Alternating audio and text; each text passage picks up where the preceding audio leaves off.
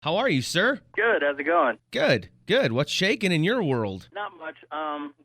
We're actually home right now. We're in Los Angeles, but we've just been, getting ready for the tour. We're starting in a few weeks. We're going to Europe for a few weeks before the U.S. tour. So just getting ready for all that stuff. Right. Is that sort of like a warm up? Is that what it is? You treat the Europeans like they're a warm up for the U.S. or what?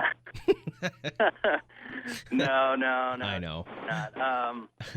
You know what? Actually, they go through singles and all that kind of stuff with their bands much quicker. Like, Huh. I think they're already playing our next record now.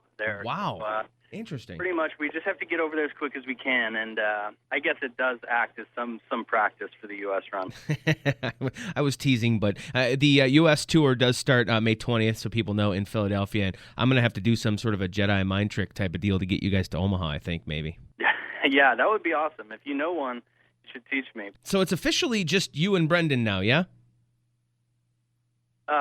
It is officially official, I guess. I know there's other guys in the band, but it is just the two of you that, quote unquote, are Panic at the Disco. Yeah, and I guess it's still somewhat subject to change because we've been playing with the same two guys, two friends of ours, Dallin and Ian, since the split. So, that hasn't been changing, and it's been going really well with these guys. And we were fans of music that they wrote in the past. So now as we go on tour and start writing, new material and just demoing stuff on the road, I think it really does have the potential to turn into something bigger. But for this record, it was me and Brendan. It almost is like a relationship, isn't it? It is, man. It's weird. It's tough. It's like you kind of try to compare it to having a girlfriend or even like being married or something. But, I think there's more things that you got to go through being in a band than you would being married. I'm not married, so I can't completely say that that's true. But when you're married, you're not trying to, write music and get everybody's not trying to get their idea out there, and you're also not married to three other people unless you're in Utah. So Right. I mean, it is an interesting relationship. Since the big split, obviously things have been pretty nuts for you guys. I mean, dare I say drama. Just dealing with that whole deal, and then writing and recording as a new entity, so to speak. But now Vices and Virtues is out. Would you say there's a sense of relief and just kind of like a weight lifted off your shoulders? Well, I think for us, it was something that we always, we weren't nervous about having to do the record, just of us. It was something that we were excited about. We were kind of looking at it as sort of a fresh start. We knew we could, kind of go wherever we wanted to with the record, and we knew that fans were probably going to look at it as somewhat of a fresh start, just knowing that there was a change and not knowing what to expect. So I think now to get it out there and to see at least an initial response and to see that those fans are still there, that is a relief.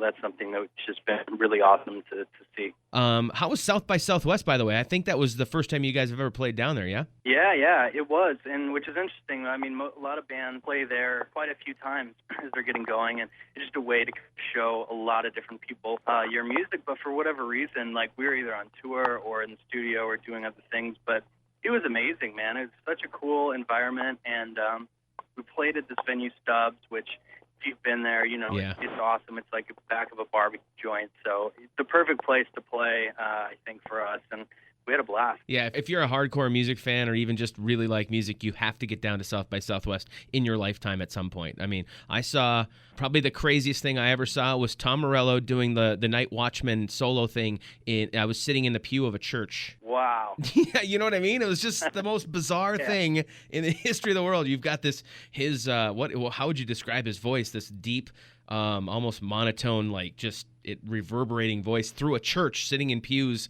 I mean, you had the hymnals right there in front. I mean, it was bizarre. That's amazing. I mean, that's the awesome thing about the festival is, you can see all these bands that are sort of up and coming and maybe learn about some bands that you didn't know about.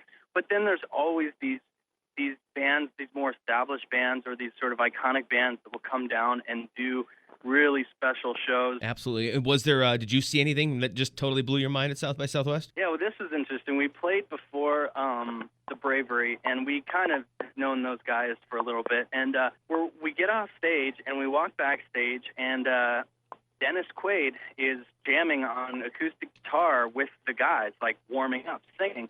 I'm like, okay, this is bizarre. And then we go out to watch them, and then they bring Dennis Quaid on stage, and he plays a cover of Gin and Juice, and he sings it and plays guitar. And I know that's not it's not like some crazy musical thing, but that was definitely the most bizarre thing that I'd ever seen. Absolutely. Well, that's the kind of stuff that South by Southwest seems to bring out. That's the kind of stuff that just happens in Austin, for a week in March. You know what I mean? It's nuts. Exactly.